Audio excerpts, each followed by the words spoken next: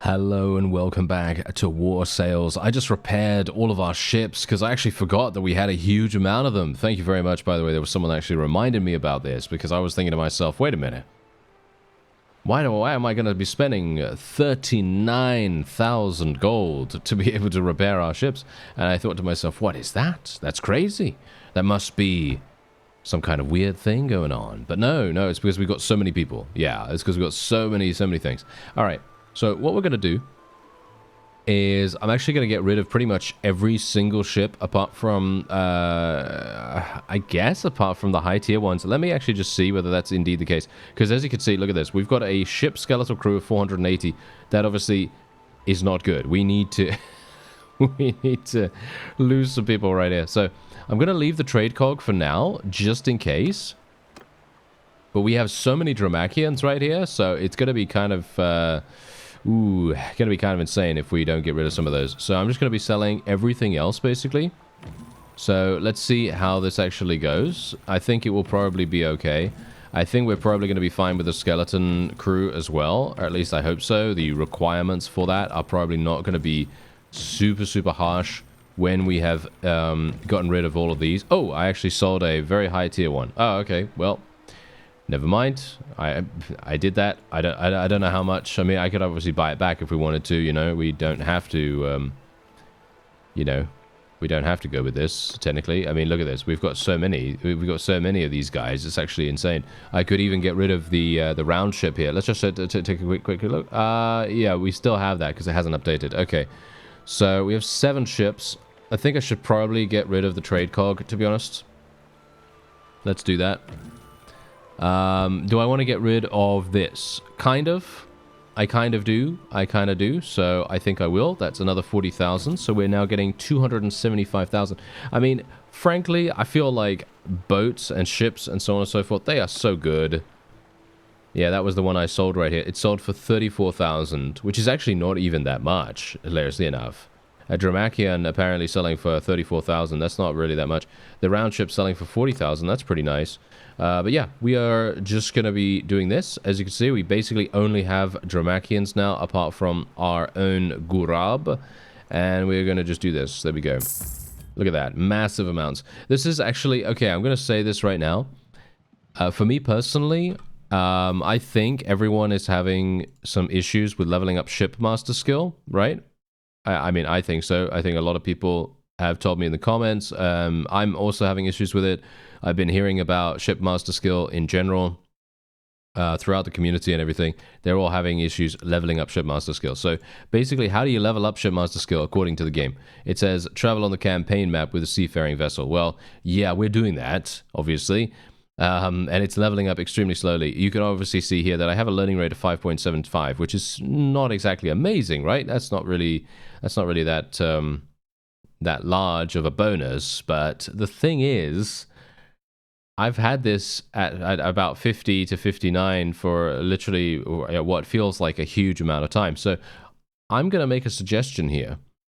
I think shipmaster skill should be leveled up by selling ships. By selling ships. Just by having, or should we say, buying and selling ships. Buying and selling ships. Now, obviously, here's the thing. The problem with making shipmaster skill have something to do with monetary, shall we say, a monetary requirement or a stipulation is that what's going to happen is players are just going to sell the ship, buy the ship, sell the ship, buy the ship over and over and over again just to power level shipmaster skill. That is the one thing that could be done as an exploit, as a, well, it's not really an exploit, it's just a clever use of game mechanics, which I guess it is. I guess that is an exploit. But the fact is, I think that could be a really nice solution, but obviously, yeah, I don't know. I think that shipmaster skill needs to get some kind of buff once again. It's in my opinion, it takes too long to level. I think it does. I'm going to be going for popular captain here in the bosun skill. That gets us minus 30% recruitment cost for mariner troops and a 10% combat deck size for the ship under the character's command. Whoa, increasing our deck size? Everyone's going to be so satisfied. All right, that's very nice. Yeah, that's great. Okay, so yeah, now we can literally set sail if we want to. I mean, obviously, we took Omor last time, and I apparently made a bit of an error because I've not actually done that before. You've got to realize that.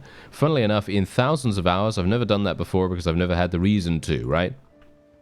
Playing on fast mode has indeed created some very unique situations, some amusing, very, very unique situations here. And as a result, oh, look at that, shipmaster skill, level to 60. That's funny.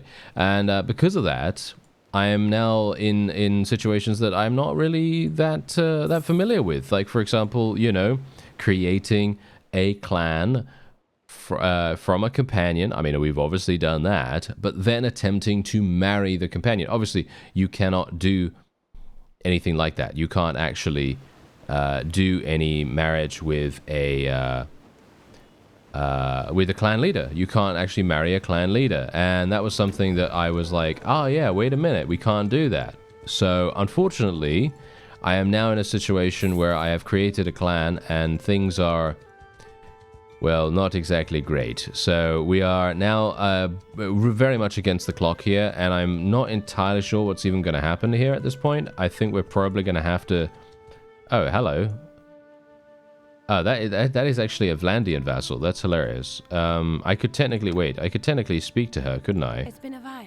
Hello there. Okay, wait a minute. You're 25. Do you want to marry Borgar? There is no way ever. This is not going to help us. This is not going to help us in any way. I need to speak to Mitela.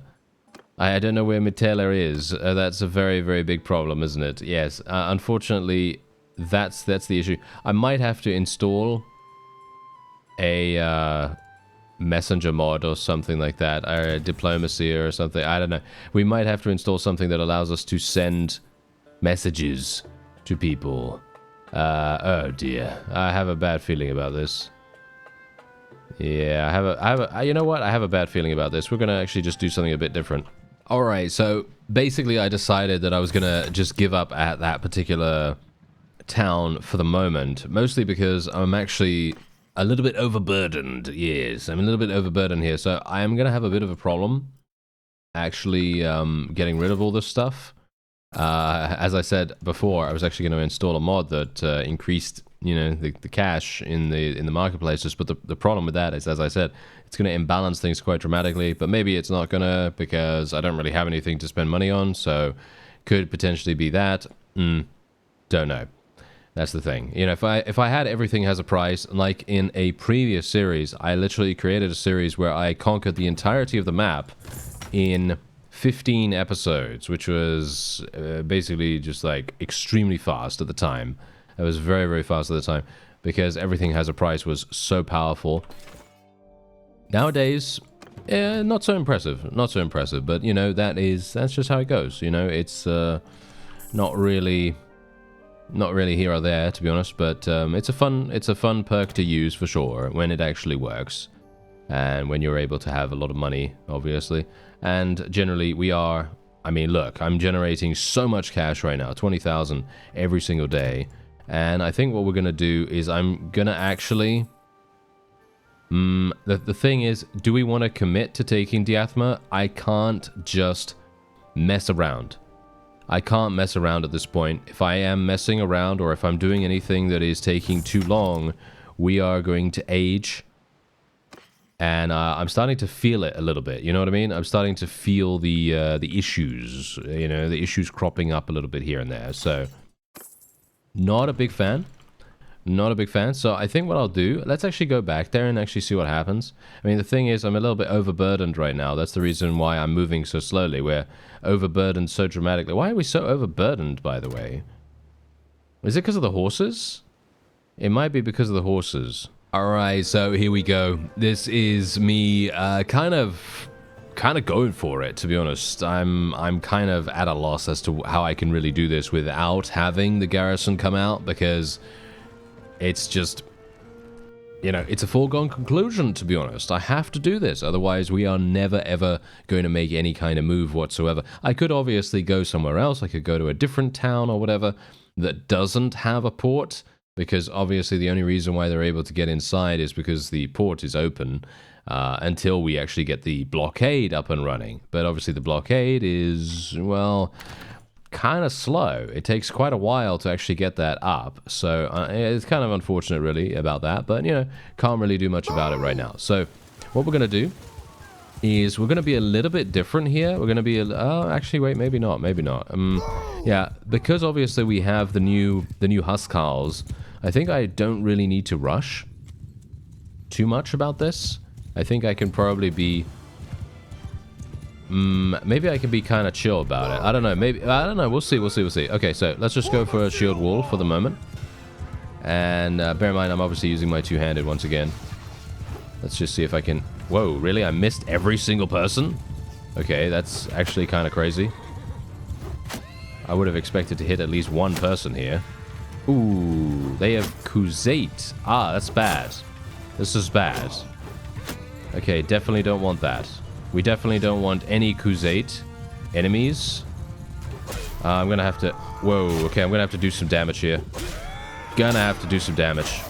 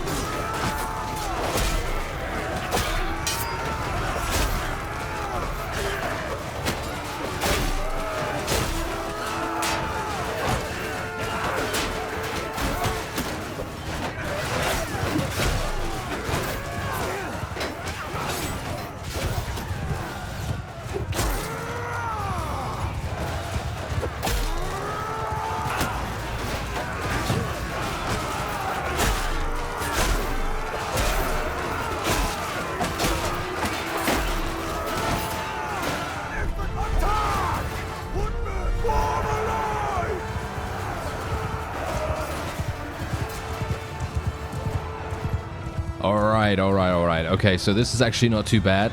Unfortunately, oh no. Okay, enemies coming in once again. I was actually kind of hoping we'd eliminated most of the enemy's cavalry.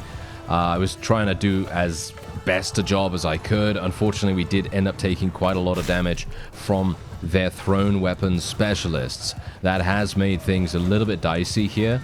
And as a result, I am very low in HP. And if I do have to retreat at any point, that's going to be a big deciding factor if I live. You see, that's going to be a problem. Let's put our people back into a shield wall and basically just tell them to hold position. That's literally all I can do right now. Oh man! Oh what?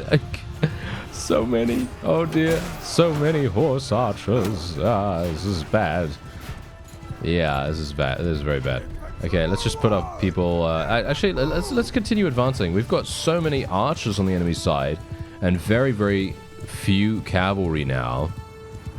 So technically, we should have a pretty easy time of things. Let's actually just put my forces over there. I am going to switch to my shield just in case. Oh wow, I am literally like a shish kebab at the moment. Look at this. What is this? Look at this. I'm just skewered all over the place. I'm like a porcupine. It's terrible. Okay, these guys are going to kill me, so I'm going to be very, very careful about dealing with them. I don't have any more throwing weapons, unfortunately, so I won't be able to use those. Yeah, significant amounts of people right here, so I'm just going to tell my forces to go aim behind them, basically. Loads and loads of cavalry right here as well. That's not particularly good. Yeah, well, I can't really do much about that. I kind of have to... you know what I have to do? I actually have to put some faith in my troops. I have to rely on my troops to do what they need to do, because I can't really go myself. I have to kind of let them do their thing, because we've killed 200 people and we've only lost 20. That is a significant ratio, but unfortunately that is going to be yeah, I wish I had some way of recovering HP. That's all I could say. If I could recover HP, I'd be in a great position right now, but unfortunately I don't. I'm going to put my people hold fire just in case I put them in a line formation. I think I might charge... Should I charge them right now? I feel like charging them, so I'm actually going to do that. Let's see if that actually works out. Maybe it's going to be good. Maybe it's going to suck. Maybe it's going to be good. I don't know. We'll see.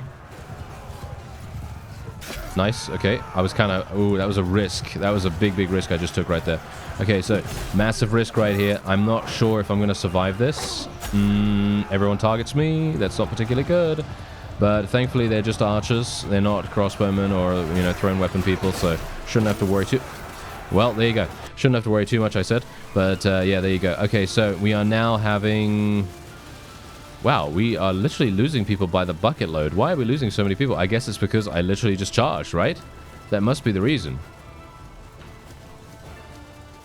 I guess what we should actually do now is we should probably retreat and come back in, don't you think?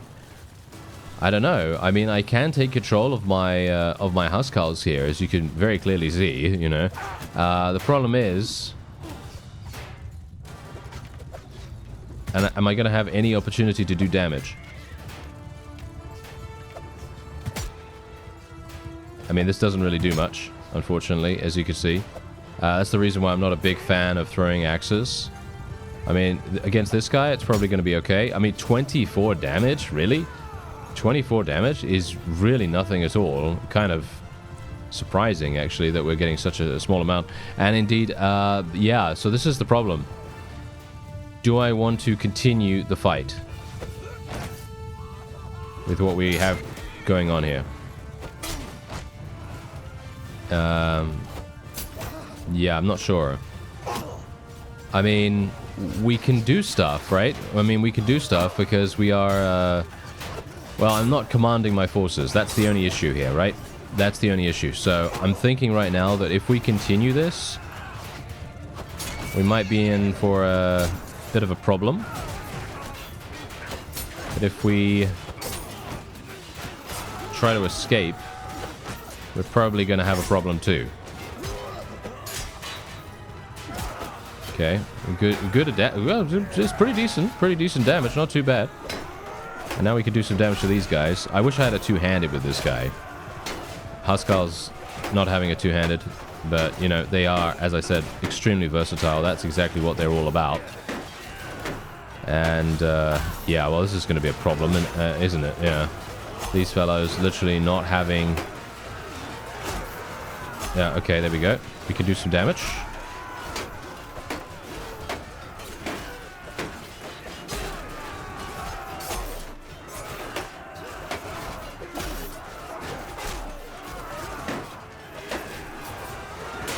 Wow, okay, that's kind of staggering right there. Okay, so we've got 291. I'm actually surprised.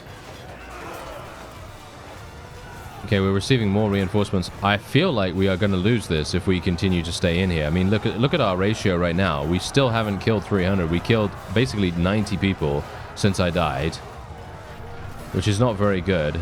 The enemy is close to us right now, which is kind of good, you know, in itself. Bear in mind that obviously I don't have that many Huskars remaining. So I think we should probably exit here and see what happens. I don't think we're going to be escaping or anything like that. Yeah, no, we're not going to be able to escape or anything. We are going to have to get away, which is... Yeah, that's really bad, actually. That's really bad, but it's okay. We're only going to lose 80. I guess that's all right. That's okay. That's okay. Let's go back to our ship. Oh yeah, here we go. We have a battle, a field battle against these guys, and well, it's going to be a little bit dicey, I think.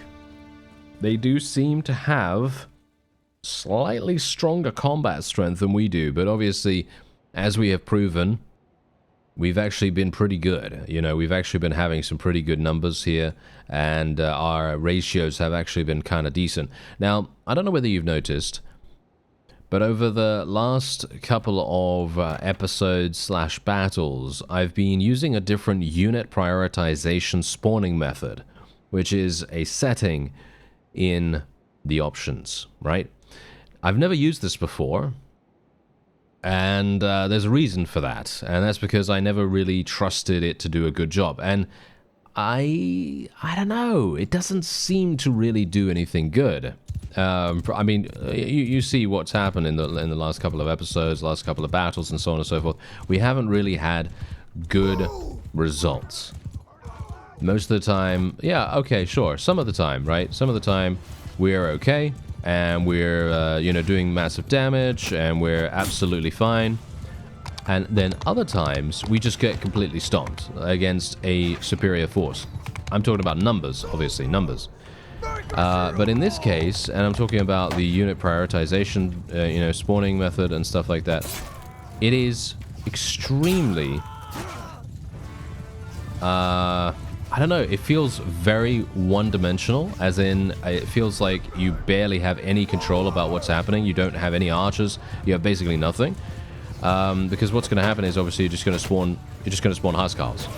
That's it. You're literally just going to spawn Huskars. And that's obviously fine if all you want are Huskars, but I'd like to have some archers too. I do actually have archers in my party, by the way. I actually have a pretty significant number of archers. But unfortunately, because of the way that the unit prioritization spawning system actually worked, because of the setting that I was trying out, obviously, we didn't have any. We didn't have any. And I've got 40 of these guys. Look at this. I've literally got 47 archers right now. And it's funny because I normally would not say that archers are like a requirement or anything like that to actually be viable in battles. And I would say no. They're still not, you know, needed. It's not like a requirement. It's not like a thing that you need to have to be successful. But in the sense that if you take a look at what's happening here, you take a look about the amount of deaths and so on and so forth that we've been having, I feel, to me, like it actually does make a significant difference to the amount of success you might have on a more frequent basis. In other words, when you have archers, it makes it easier to win. That's what I'm saying. And I think in general, I don't know. I think the unit prioritization spawning system, I think you need to leave it on default. I think you need to leave it on default. For me personally, I think that makes a huge difference to overall success. At least I think so. Maybe I'm wrong. I don't know. I'm going to tell my forces to charge right now. I want them to kind of be... I'm going to leave them in shield wall as well at this point, because I don't really want them to run really, really fast anywhere. I just want them to start fighting a bit more aggressively, and that's it. And it does seem to be... Yeah, this is actually working quite nicely, actually, right now. If we can just maintain that, I'll be pretty happy. Obviously, we lost a lot of Huskars, and indeed a lot of the lower tier troops that we had. That's generally what tends to happen when we try to get away from situations. You are going to lose a lot of your lower tier people, which is, I guess, fine, because a lot of them were actually just, you know, tier 3s, tier 4s, and so on and so forth, and we did maintain all of our Huskarls, the ones that actually survived at least. So it does make a big difference to do that. And I actually just realized that when I press that button, when I press the try to get away button, I realized that Nialdar is actually our tactician. Yes, the guy that we married off in the previous episode. Yes, indeed. But thankfully, he didn't go to an enemy faction or anything like that. He literally just went to a friendly clan. So I think that's okay. That actually is not too bad. You know, at least I didn't make the mistake of being like, oh yes, I'm going to marry this guy and have him, you know, create a really strong clan or something like that. You know, that's generally something that would have been really bad to have happen if I had decided, oh yes, let me do that. You know, and actually had him join some random, you know, random enemy faction. That would have been hilarious. And very bad, actually. That would have been very bad. So, pretty happy that we didn't have that happen. And hopefully, we'll be able to do something in the future. I'm kind of hoping that maybe I could speak to one of the female members of one of our other clans and see whether they're an appropriate age for it. But I'm not holding out too much hope for that. Yeah, I'm not really too sure about what's going to happen there. So I'm kind of a bit, well, not worried, so to speak, but I'm kind of a little bit at a loss as to what I can really do apart from that. You know, there isn't really much I can go for. I'm going to try to run through these guys just to try to interrupt them as much as possible, even though they have very little wind-up time because they are all thrown weapon users. So it's not really going to do much for them. And how are my archers doing? Are they actually shooting? Are they actually shooting? I feel like they are, but it seems like it's yeah, I don't know. Are they actually killing things? Palatine guards. Wow, so many of these guys. Okay, let's just try and kill these enemy cavalry. I feel like enemy cavalry makes such a huge difference to the overall shall we say efficiency, or shall we say, what is it now? What is the term I'm trying to come up with right now? The certain word that I want to use to describe this. What is it now? Effectiveness. That's it, not efficiency. I mean, kind of. I mean, you know, you want them to be as efficient as possible with their time, right? But the thing is, and this is something that has happened every single time you play Mount and Blade, right? Every single time you play Mount and Blade, this happens. Cavalry charges you. You charge with your well, not with your cavalry, but generally you charge with your infantry or whatever, and then it turns out that these guys are just going to run after the cavalry over and over again into no man's land, and literally just create an endless loop of them running after them and eventually getting murdered by the horse archers, or, you know, eventually getting, I don't know, skewered in the face by a polearm or something like that. And that generally tends to happen a huge amount with enemy cavalry. That's the reason why I try to eliminate them as fast as I possibly can, because it is just so annoying to have to deal with those kinds of strategies, because they actually do that often. It's quite harsh, because then your infantry are going to be infinitely running after them, and it's going to be very annoying. Let's put them into a line formation right now. We have them on the run, so I think we should be a little bit more aggressive. And I'm thinking, where are my archers? They're all the way back there. Okay. How many people have my archers killed, by the way? What? Really? Barely any?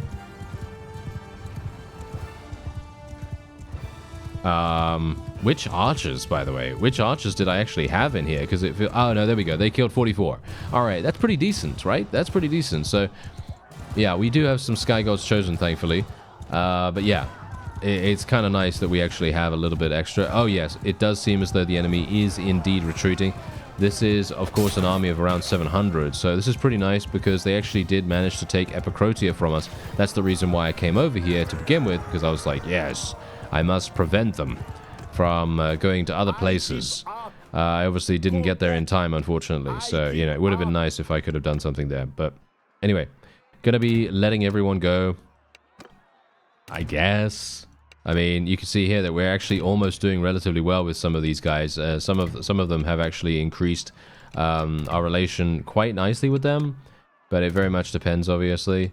As you can see, Impestores, they've actually done a pretty good job. Noretsis, they're actually not doing too badly either in regards to us, so kind of happy with that. Loads of level ups right there too, and we can also recruit a bunch of prisoners.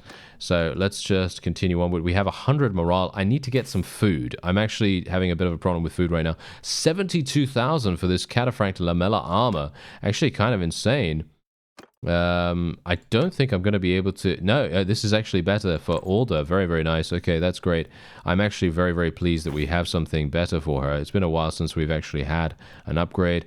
There we go. She's got some better javelins now as well, and we'll just take the rest. I don't really think... Oh, no, never mind. It was actually worth it. Okay, I was going to say, I don't think this is actually going to be worth it. But no, it was worth it very dramatically because now we have a significant amount of food once again. That is amazing. That is extremely, extremely good. Okay. So the question is, am I going to be able to go in here and actually do something? Because you can see here that the garrison is having some problems because of the food supplies. The food supplies are really, really bad for them right now. So this is good for us. Absolutely fantastic for us. Now the question is, what do I spec into? Do I want to spec into Shipmaster skill and actually just try my luck on this? But it feels to me like it's terrible. I don't know. It feels to me like it's terrible. The learning rate is, in my opinion, extremely, extremely slow, which is very sad. Yeah, I don't know. I mean, what are some of the bonuses here? Do they actually provide us with anything amazing? I mean, I looked at just now at the latest perk, right? The highest level perk here, and it is decent. You know, flagship figurehead provides bonus to all allied ships. You know, that's pretty nice, right? That's pretty nice. That means all allied ships, however many you're using, they will then get your figurehead bonus. And if your figurehead bonus is significant, you're probably going to have a great time. But I'm still a little bit skeptical about going for it. So I'm thinking maybe we want to go for leadership instead. Yes, I think we will go for leadership instead, because what's going to happen is we'll get leader of the masses. That will provide us with an additional 10 or so party size, which I guess is okay. There doesn't seem to be anything else that I really want to go for here. I could go for tactics, obviously, because we don't have a tactician right now. But I think we'll probably just leave that for the moment. I don't think that's particularly necessary just yet. Maybe we want to do it a little bit later on. And oh yeah, executing people. So executing people doesn't seem to actually do anything apart from reduce your relation with people or whatever. Because in the previous episode, or the episode previous to that one, we had a couple of vassals that literally went in and we had already executed them. We had seen them and they were attempting to attack us. And it's so funny because it's like, wait a minute, didn't I already kill this guy? And I didn't notice at the time, but someone actually mentioned this very, very recently in the comments, and I was like, oh, wait a minute, that is true. That is true, we have done that.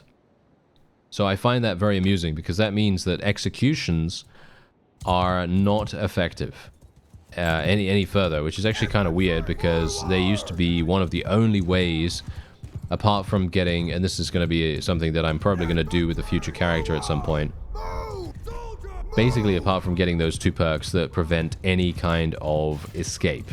That would probably be the only thing you can do that would actually enable you to have effectiveness in, well, removing vassals, enemy vassals from the playing field, pretty much.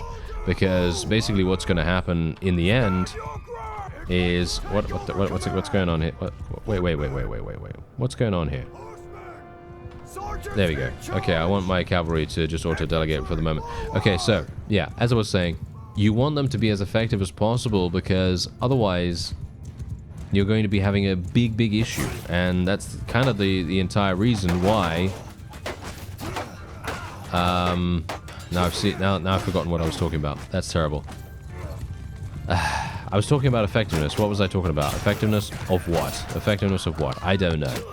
I won't be able to remember now. So yeah, you know what I mean. You know what I mean. So oh yeah, executions, right? Executions. Basically, having the ability to execute was an option that should be considered as a viable strategy. I think it should be a viable strategy because it's available. It's in the game. You should have the ability, if you want to, you know, if you want to go super crazy on beheading people, and you want to, you know, have all your relation go completely into the abyss, you know, if you want them to do that, then I feel like you should have the option to, right? I feel like you should have the option to, but the way that it is now, it doesn't actually work like that. So it seems to me like, I'm not sure really, because the funny thing is, if we looked at the Vlandian entries in the dictionary, right, or shall we say in the encyclopedia, not the dictionary, but yeah, if we looked in the encyclopedia and we looked at the Vlandian faction, you would see all of these people were actually eliminated. But the funny thing is, then you would see that guy running around on the world map, and you'd be like, wait a minute, didn't I just kill that guy? You know what I mean? So I'm not entirely sure if it's a bug or whether it is just them having a very fast birthing rate. I'm not sure. Yeah, it's probably not that, let's face it. It's probably not that, but you know, I'm just trying to surmise what it could be, because otherwise, yeah, it's basically pushing the meta, or shall we say the I don't really want to say meta because there isn't really I mean, okay, look, this is not an esports game. This is not a hardcore simulation. I mean, you can turn it into a hardcore simulation, I suppose, if you want to, you know. There are mods out there. There are settings that you can choose to make it very, very difficult for you. But what I'm saying is, it's not a... It's not like, for example, DayZ, right? DayZ is probably one of the harshest, most realistic simulators for what it is that you're going to see, right? And Bannerlord and Man of Blade, they're not meant to be that way, right? They're not meant to be that way because it is an RPG at the end of the day, right? That's the whole point. It is an RPG. Your numbers go up, you get stronger, your forces get stronger, their numbers go up, and so on and so forth. So when it comes to realism, you don't really need to, you know, you don't really need to look to Bannerlord or anything like that. So what I'm saying is, meta isn't really... I feel like if you assign a meta to the game, I feel like that's just not really viable. I don't know. Is that just me? Is that just me? I don't know. It feels to me, because it is primarily, I mean, for me at least, it's primarily a single-player experience. I feel like, I guess there are ways that you can play the game that are more, you know, quote-unquote meta than if you were to just play however you feel at the time, so mood playing it, I guess. But what I'm trying to say is, if you really, really want to go with sort of like min-maxi, then just going for the scouting skill and the... Is it the leadership skill? I'm actually not entirely sure what it is now. Is it scouting or... no.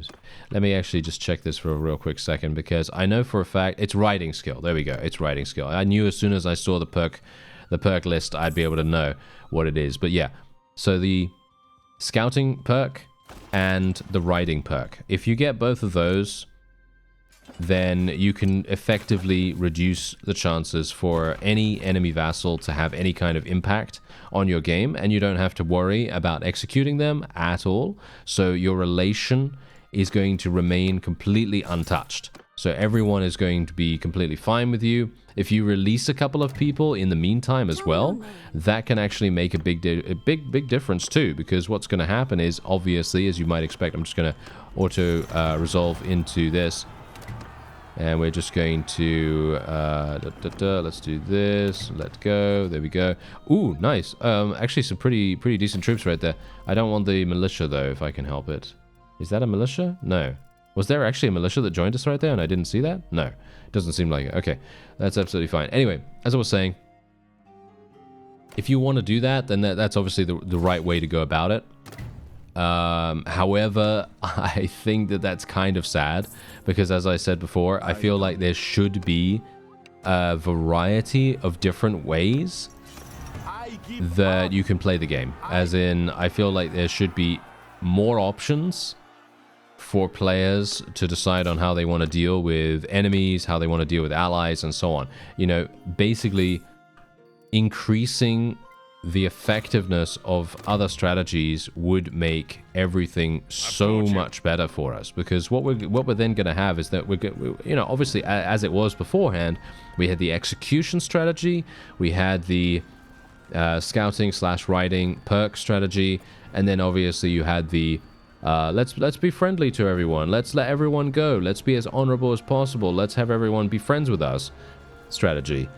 You know, you could do that, which is still actually kind of viable, but as I say, you have to be very careful about how you do that, and you obviously have to be very much high in charm skill. Your charm skill has to be pretty high. You have to be yeah, kind of on the lookout for the clan leaders as well, and you have to make sure that you speak to them in appropriate ways, appropriate situations, settings, whatever, so that you're always on the lookout to add more troops to your faction. And that's basically how that's going to go. So anyway, the point is, so there are 3 viable strategies from what I've come up with just now off the top of my head, right?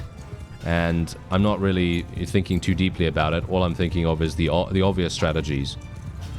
Can you think of any other strategies? That's the question here. Can we think of any others? I don't think so.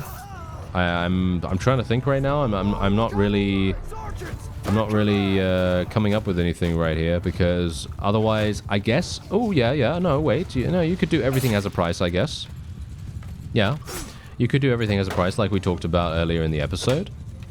That could be a viable strategy to take over the whole map. It would take quite a long time if you don't have a lot of money, because obviously money is the only bottleneck when it comes to everything has a price. And obviously speaking to people. You know, speaking to people is obviously also a bit of a bottleneck. It very much depends on how readily accessible, shall we say, a lot of the enemy vassals are going to be. That's going to be a bit of an issue in itself, because sometimes if you can't find the particular vassal that you want to speak to, then it's going to be very, very difficult. Whereas obviously there are mods that will enable you to speak to people from long range. And I think generally, if you're planning on playing with everything has a price, and this is the reason why I said in the beginner's guide, it's a good idea to try and just outline your character. Just outline it loosely. You don't have to be super strict about it, but obviously it helps. And generally, if you can outline your character and basically be like, oh yes, I want to use these things. And then as soon as you outline them, you know exactly what you're going to be doing. You know, if you're doing trading, for example, to get everything has a price, or, you know, just to do trading because it's fun, then you know what you're going to be doing. And so then you know, okay, I need to try to build up as much capital as I possibly can. And that's what I'm going to do. And then as soon as I have done that, everything is going to fall into place. Everything is going to be so much easier for us, because then what you can do is you can just purchase the fiefs over and over again from every single person, and then you can obviously install mods before you even start the playthrough, because you know what kind of character you're going to make. So you could literally just go, yeah, I'm going to install this mod that allows me to speak to people from far away, and that is going to then enable me to perform the purchase action, or shall we say the barter action, you know, to give it its official name. And you can just have a grand old time. You can just have a great time with that.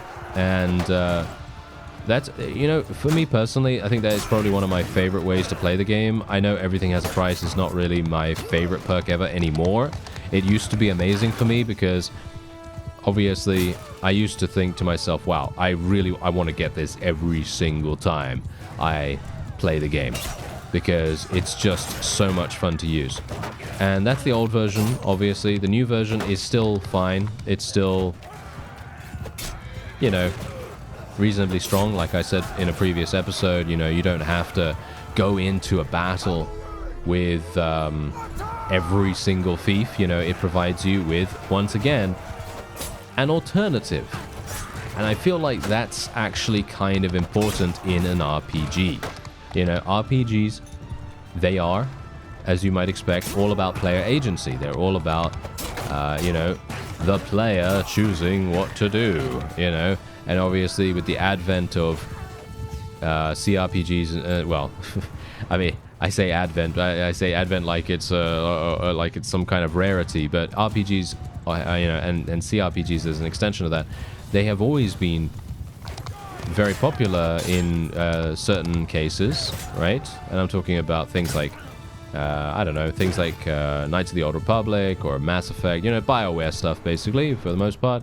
And then, obviously, you have things like Baldur's Gate, and you have Baldur's Gate 3, obviously, that came out. They broke all kinds of records, and then, obviously, more recently, you have the Game Awards winner sweeping everything massively, and that just says everything you need to know about the fact that RPGs specifically are very still at the forefront of people's minds. They're all like, yes, this is great. I love this game because it's an RPG and that's my jam right now. You know, that's the kind of thing that I'm talking about.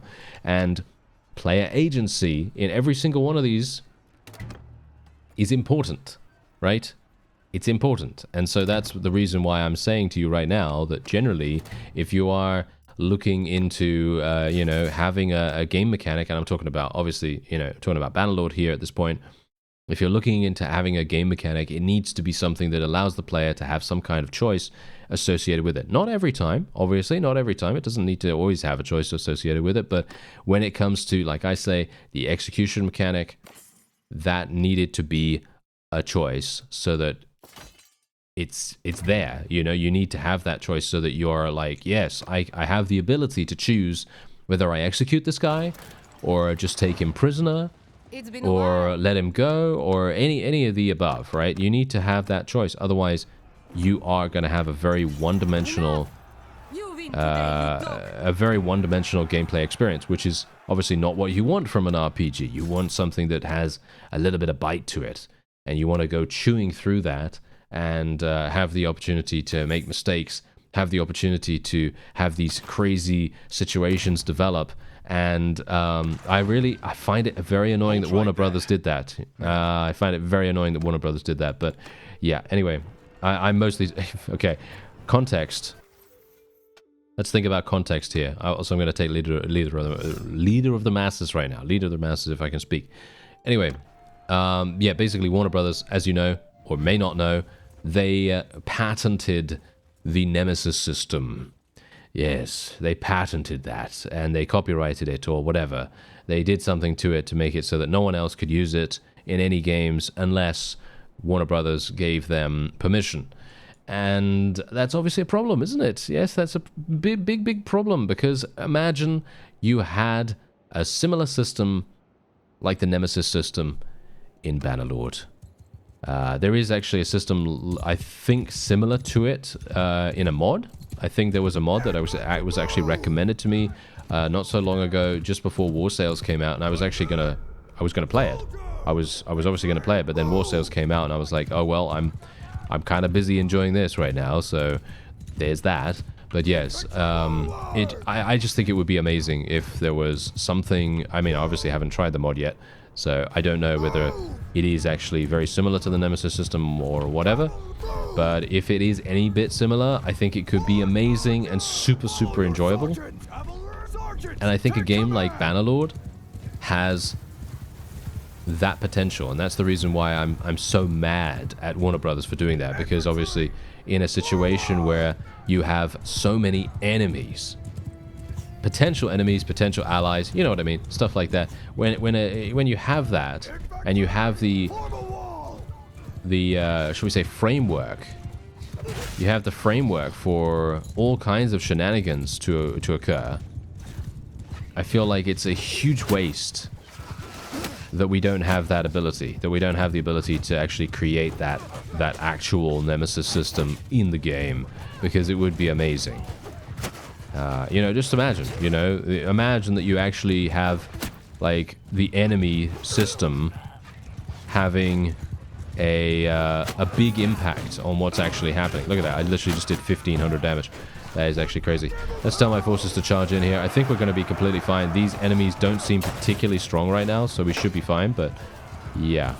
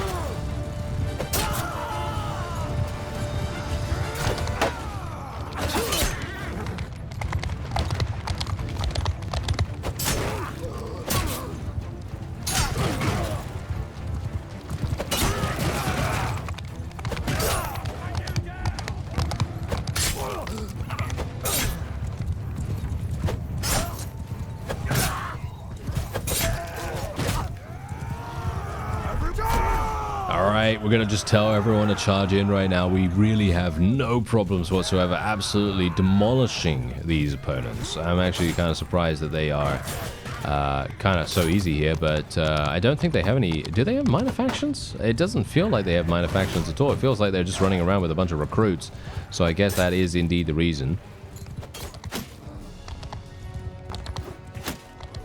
Oh, we got him just before he left. That is hilarious. That is the equivalent of literally just killing someone just before they log out in an MMO or something like that. That is hilarious. Oh my goodness. Okay, I wasn't even thinking that I hit that, but apparently we did. We hit that. Oh yes, we hit that. Okay, so we are actually just gonna let these guys go once again. I'm just gonna try to let people go as much as possible right now. Just try to, I don't know, rectify the situation. Even though, funnily enough, do I really care? I don't know. At this point, do I really care? We're going to be going through a generation soon enough, aren't we? We're going to be going through a generation of people that are, well, inevitably going to be our descendants, and or maybe we will have a game over because I won't have any people left over. Yeah, that could be the case. I don't know. It very much depends. I've never had that actually happen before. The only time I've actually had that happen was one time, and it was very well, not anticlimactic really, but it was not actually that much of a big deal because I died in combat. My character died in combat, and I was like, yes, this is actually kind of bad, but we had a wife, we already had a spouse, and well, I just took over with her, and then everything was fine. So, yeah, there's that. Alright, so it looks like we're gonna have to head into another battle here, and this is indeed, once again, at Epicrotia. I'm actually very surprised we are getting so much resistance, because, actually, to be fair, I feel like these guys should probably be focusing on something else. I feel like they should probably be going... you know, elsewhere in the map, just being like, yes, I'm actually going to be dedicating my forces to something a little bit more worthwhile. Instead of attacking us, I feel like this is not very useful for them. I think this is a big waste of time for them, actually, because if you think about it, what are they actually accomplishing right now? Not really much at all. I mean, yeah, okay, fine. They are actually weakening us. They are weakening us. It is taking a little bit of extra time to do that, of course. And they will eventually do enough damage, potentially. I don't know whether they will. But I guess if they keep coming back and they keep just being like, oh yes, I'm going to engage that fellow yet again. And it feels as though they are actually doing that every 2 seconds.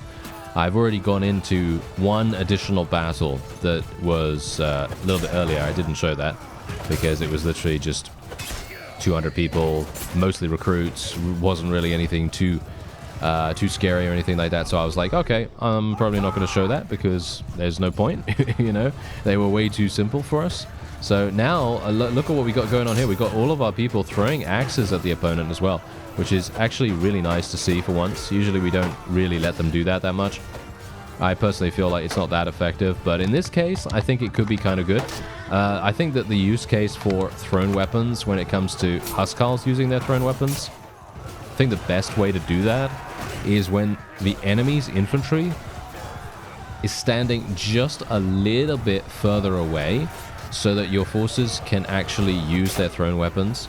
And as long as the enemy doesn't charge into you, you're probably going to be fine. I think that's going to be basically a no-brainer situation right there. That's going to be very, very effective because every single person, every single infantry that has a shield is going to be handing that into their face. They're going to literally have it right in their face, and the axes that are thrown at them at that exact moment will destroy those shields in no time at all. And that's exactly what you want. You want to be able to render them completely defenseless. And that is exactly, the whole point, isn't it? You know, that is exactly the whole point. Okay, so let's actually tell everyone to charge in here. I think we are absolutely fine. I think I can probably just tell everyone to zoom ahead. I don't think we have to worry about anyone actually murdering us. And there you go. We actually did it. Fantastic. So there it is. That is wonderful. Look at that. 51 renown for us. I mean, obviously the renown isn't really that particularly useful for us right now. But yeah, we are basically just going to be letting every single person go, like I said before. Obviously, I'm not sure if this is really going to make any sense whatsoever for us, but I have to try in some way.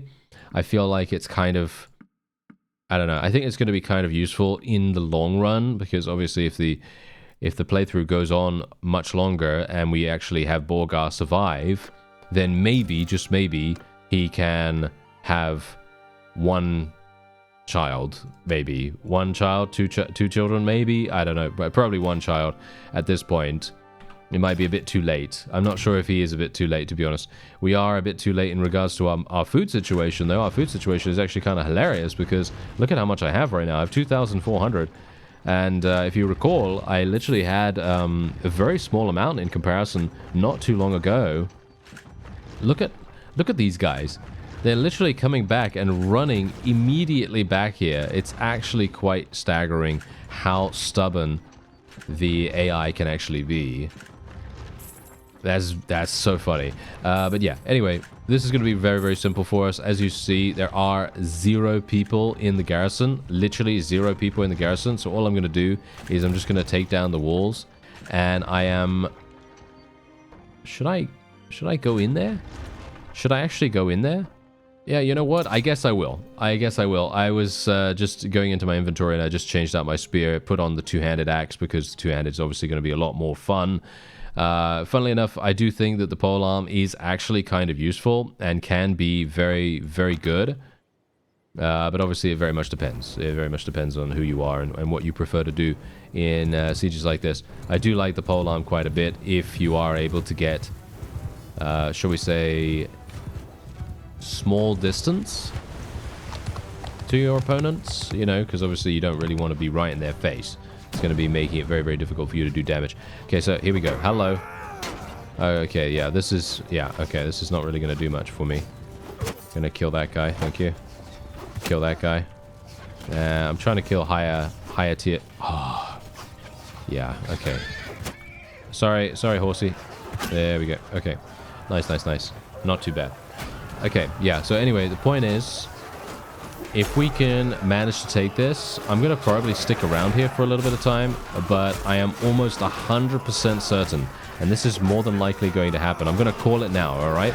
I'm going to call it now.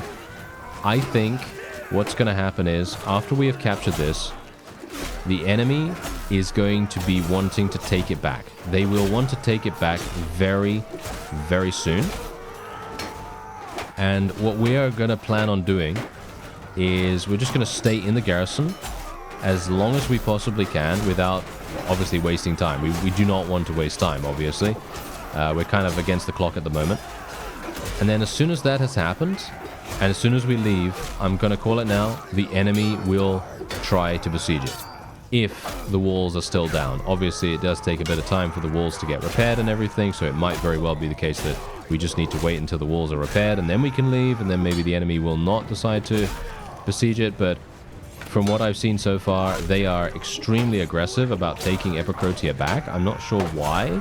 I think it is one of their most important fiefs, so it could very well be that that's the case. Maybe that's the reason why. But, well, as you can see, this is... Oh, okay, I need to tell my guys to charge it. I'm not sure why they're just waiting there. It's kind of weird sometimes the AI does decide to sort of just chill at the, I don't know, wall openings or something. I don't know why they do that. I don't know why they do that, because they have the overwhelming overall advantage, and it's very surprising that they would wait at these locations. I guess it probably is to do with other forces on your side not being in position at the time, and that's probably it. But yeah, we're obviously inflicting some pretty good damage right now. Funnily enough, this is actually one of the few characters I've had that can actually do significant amounts in regards to killing sprees and basically getting huge amounts of kills, and that's purely because they have added the cleave effect to a variety of weapons. Because the funny thing is, I have played with two-handed weapons a huge amount, right? I really like them, and I find them super fun to use, and I've never really had them cleave. They've been unlikely to do that. You know, their cleaving effect is very or was, shall we say, very passive, and wasn't actually very effective. But now the cleaving effect is actually super good, and you can kill, I think, 2 people at maximum. I'm not sure if you can kill 3 at once, but I think that's really cool, and it does add a huge amount of enjoyment and satisfaction to actually getting stuck in there with a massive two-handed axe and basically just being like, yes, I have this big two-handed axe, please meet it with your face. And that's generally what happens. So yeah, very much appreciated on that. Otherwise, we are going to be going into the trade screen here, just going to be selling everything that I can. Yeah, as you can see, massive amounts of grain, just going to be getting rid of, well, not all of it, but a lot of it. And yeah, otherwise we'll just place some money in here. And I'm probably going to be giving this to our new clan, to be honest. Probably going to be giving it to Zelata. I think she's probably going to do a relatively good job there. And maybe Nialdar is going to have a great time with it too. It's going to be quite funny anyway. And who knows, maybe we'll get some additional garrison in here as well. I mean, our loyalty situation is doing quite nicely here as well, so that's kind of nice. And what do we have here? Increased morale, let me see. Admonish for their indiscipline, even though they will be... Oh, no, that's pretty terrible. Yeah, I guess we'll do this. You propose a compromise, a slightly better ration for veteran troops, knowing it will avoid a fight, but come across as indecisive. Yeah, I guess that's not particularly good, but... Yeah, I guess it's okay. Alright.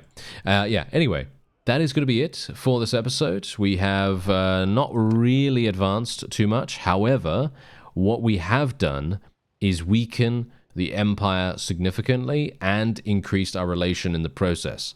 Because, I don't know whether you've noticed, but obviously, you know, if you've seen the battles, then you probably have noticed, the enemy has a lot of recruits and not much more. You know, they do have a couple of, you know, Imperial Elite Cataphracts here and there, but most of the time they have mostly recruits, and this is going to be very useful for us as we go forward. I am actually going to be attacking Saniopa next time that we do an episode, because I feel personally that because Diathema is a port town, it is extremely difficult to take. So we're going to see what happens with that. I thank you very much for watching, and I'll see you next time.